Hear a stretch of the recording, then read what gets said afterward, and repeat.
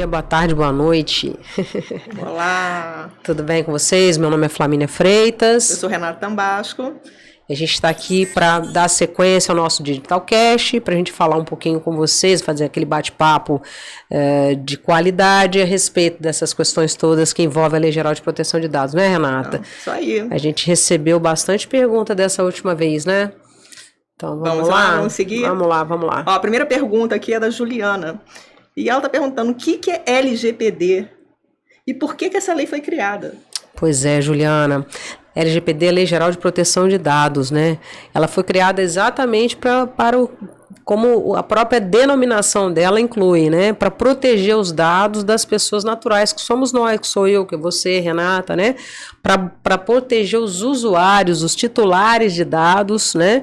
Com relação à questão da segurança de tratamento desses dados, né? Para que esses dados sejam tratados da melhor forma possível em relação à coleta, em relação ao armazenamento, em relação à eliminação, né, Renata? Sim, com certeza. Eu lembro, olha, que isso agora com a era digital, com a internet e tudo, aumentou o número, né, de vazamentos de dados, nossos dados são compartilhados a todo momento, né, quando a compras digitais, eu compro na China, vou comprar ali nos Estados Unidos, eu compro ali na Europa, então os dados vão circulando. Aí eu tô lembrando aqui, esses dias eu estava conversando com meu pai, e eu falando sobre vazamento de dados, né, o que está acontecendo muito isso, e fraude, e o uso de dados, né, indevidos que estão usando, os nossos dados pessoais. Aí ele lembrou um episódio que há muitos anos atrás, imagina numa época que não tinha nem internet, acho que nem tinha internet de escada, mas aconteceu, tinha um jornalzinho, não sei se você lembra na nossa cidade, e tinha um jornalzinho que chamava Opção. Sim, o Jornal Opção. Aí ele me lembrou desse episódio, Sim. Que um dia a gente abriu o jornal e ele assinava, todo mundo aqui na cidade né, tinha esse jornal. Aí ele abriu, a primeira parte estava lá assim, traficante preso, e embaixo era o nome do meu irmão completo. Aí, como que esse cara pegou, começou a usar o nome dele, e na época, é isso que eu tô falando, se hoje com a internet é muito mais fácil isso. Sim, com certeza. Mas na época não tinha nem internet, e na época meu irmão, ele não tinha perdido carteira, ele não tinha nada, tava tudo com ele.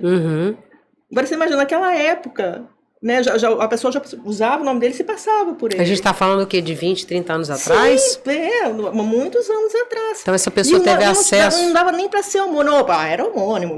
Não, porque é muito diferente. O nome dele é muito diferente. São dois sobrenomes e são italianos. Então, nem hoje, se você jogar no Google, você entendeu? Não acha um nome igual.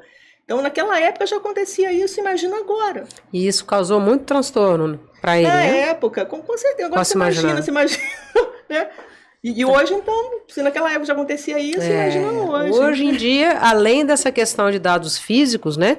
Porque quando a gente fala de Lei Geral de Proteção de Dados, a gente não fala só sobre tratamento de dado digital, né? A gente fala também sobre tratamento de dado físico. É o papel, tá? O papelzinho ali, a pessoa teve acesso a uma informação, de repente a um currículo, né? Teve acesso aos dados de um currículo, né? E hoje em dia é totalmente desnecessário a gente fazer um currículo aí colocando todos os nossos dados. Desnecessário. Quanto menor o número de informações que você colocar ali, né? Fazendo esse parênteses, melhor, né? Sim, com certeza. O que a gente precisa para poder colocar um currículo físico numa empresa? Invariavelmente é de um contato, né? E nem foto é necessário de se colocar. Ou um e-mail, né? E um primeiro nome. Não tem nem necessidade de a gente colocar o nome completo, porque a gente não sabe nem se a pessoa vai ser, né, contratada ou não vai ser contratada. Então, para que eu vou colocar ali meu título de eleitor, meu endereço, minha idade, até quando a estado pessoa, civil? você vai fazer, por exemplo, uma inscrição em um curso que é de graça, não estão te cobrando nada. Para que a pessoa vai te pedir o CPF? Não tem necessidade de pedir o seu CPF. Basta o seu nome e seu e-mail. Não tem né? sentido. A gente tem que começar a prestar atenção nisso também. Exatamente. Então, especificamente, Juliana, é isso. É sobre simplesmente qualquer pessoa física ou jurídica que se utilize dos seus dados para ter resultado financeiro com eles. E aí a gente pode incluir também a questão dos condomínios, tá, gente? Porque condomínio, apesar de não ter lucro, né, não ter um resultado financeiro no sentido de ter lucro, dentro de uma relação condominial, você precisa de passar os seus dados para você pagar o condomínio no imóvel onde você mora, no apartamento onde você mora. Então, assim, isso já caiu por terra no primeiro momento. Alguns juristas pensavam que a LGPD não iria se aplicar às relações condominiais, mas isso já caiu por terra, tá? A gente tem aqui no Brasil uma autoridade que é reguladora e fiscalizadora, né?